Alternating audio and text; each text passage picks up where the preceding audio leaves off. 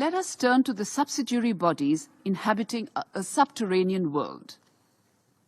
With their own custom-made working methods and obscure practices which do not find any legal basis in the Charter or any of the Council's resolutions. While we do get to know of the decisions of these committees on listing, the decisions on rejecting listing requests are not made public.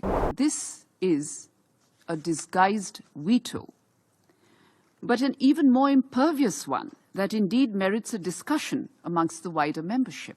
For genuine, evidence-based listing proposals for globally sanctioned terrorists to be blocked without giving any due justification is uncalled for and smacks of doublespeak when it comes to the Council's commitment in tackling the challenge of terrorism. There is a need to review the agenda of the Council and remove obsolete and irrelevant items from the agenda of the Security Council. Thank you, Mr. President. I wish to thank your delegation for organizing an open debate on this important topic. May I also thank Karen for her briefing. As an organ of the United Nations tasked with the maintenance of international peace and security, the debate on working methods remains extremely relevant, especially in the backdrop of Ukraine and Gaza. As such, the question as to how much the Security Council has been able to deliver on peace and security, with both feet firmly fixed in the past, is a larger question that the member states need to collectively ponder upon. In that collective reflection, one major aspect, which is one of the 5 clusters of the intergovernmental negotiations, is the working methods. The edifice of the working methods of the Council is erected on the nebulous expanse of rules of procedure that remain provisional, even now. At a micro level, as an 8-term elected member of the United Nations Security Council, we would like to submit the following 5 issues of key concern. Firstly, on the Council's engagement with the wider membership, and as mandated by Article 24 of the UN Charter, one of the meaningful ways of doing this would be through a discussion on the report of the Security Council in the General Assembly. However, despite long-standing demands for analytical reportage, these remain just factual markers indicating the number of times the Council has met or the total debates that have been conducted. Secondly, let us turn to the subsidiary bodies inhabiting a subterranean world. With their own custom-made working methods and obscure practices which do not find any legal basis in the Charter or any of the Council's resolutions. For instance, while we do get to know of the decisions of these committees on listing, the decisions on rejecting listing requests are not made public. This is a disguised veto, but an even more impervious one that indeed merits a discussion amongst the wider membership.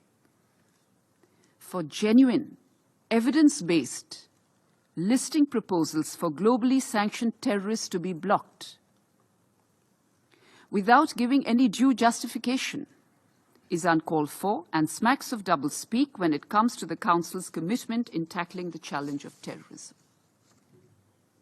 Thirdly, the selection of chairs of subsidiary bodies and distribution of pen holderships must be made through a process which is open, which is transparent, which is based on exhaustive consultations, and with a more integrated perspective. The consensus of the E10 on chairs of subsidiary bodies to be assumed by the E10 themselves must be absolutely honored by the P5. Fourthly, as one of the largest troop contributing countries, my delegation would like to reiterate that the concerns of the troop and police contributing countries should be taken into consideration for better implementation of peacekeeping mandates. Fifthly, there is a need to review the agenda of the Council and remove obsolete and irrelevant items from the agenda of the Security Council. Note 507 on procedural matters provides ample guidance on this. In a nutshell, Mr. President, UNGA Decision 62/557, which all member states subscribe to, has identified 5 pillars for comprehensive reform, of which improvement in working methods is one. However, it is also imperative to note that working methods do not stand in isolation, as they have an organic linkage to other clusters, including on the relationship with the General Assembly and discussions on the veto.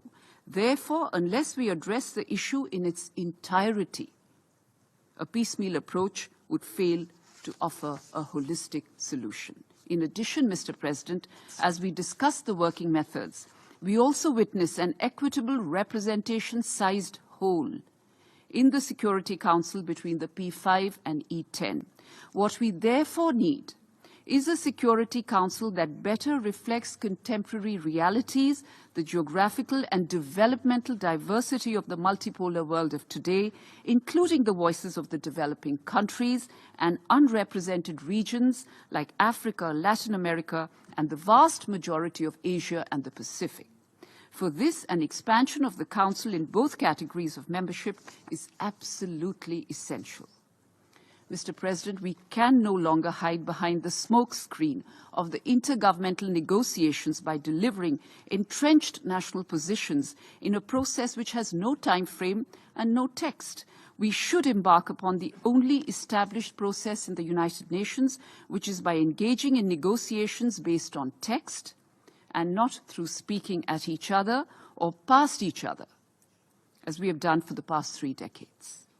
As the threats to international peace and security evolve, Mr. President, so must this Council.